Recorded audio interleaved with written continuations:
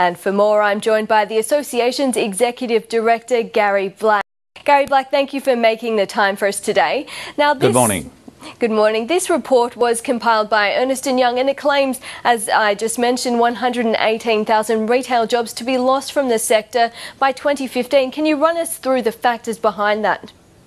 There's a number of factors that are causing the stress that most retailers are trading under at the moment. We have extremely subdued demand, particularly in the discretionary categories.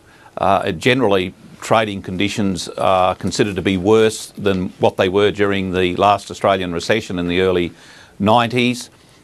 We also are seeing a shift in the discretionary spend away from retail into other areas of spending. And partly that's driven by the high Australian dollar, which is leading to this very rapid growth in overseas outbound tourism. And also, of course, the exponential growth in online or internet shopping is causing a shift of trade, which is avoidable in part and can be stemmed if we have a sustainable online retail sector. But for the moment, because of the low value threshold, most of the growth in online or internet shopping is going offshore. All these stresses are impacting, and what we're seeing is a contraction in the retail labour force, some of which is avoidable and some of which is not.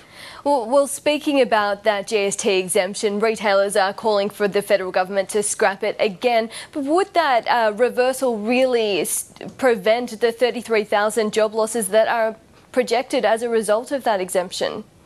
Ernst & Young's modelling specifically looked at what would happen if the government did nothing, or what would happen if the government acted to remove the threshold. And their modelling informs us that if we do remove the threshold and level the playing field, then we will save 33,000 Australian jobs. So that's the most critical finding of this report, and that's the finding that we're communicating to government and asking the government to act.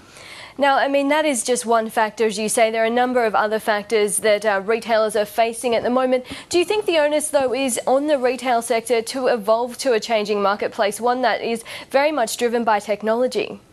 Yeah, very much so. The retail sector is undergoing major transformation, and a lot of that transformation involves retailers responding to the competition which is now provided. We have, probably for the first time, you would think, a very global retail marketplace. The difficulty for Australian retailers is in making the investment case for investing in online channels, and this is a particularly difficult decision for small and medium retailers when the playing field is not level, and that is that for the consumer will always be a click away from a foreign website where the product necessarily, because of this institutionalised price difference, will be between, say, 11 and 23% cheaper than the Australian product. So before we can adapt and transform and meet the online challenge, we have to have a level playing field. Okay, very, very briefly, because we are running out of time, do you think it would be fair to say that retailers would be at less of a disadvantage if they had jumped into the online space faster?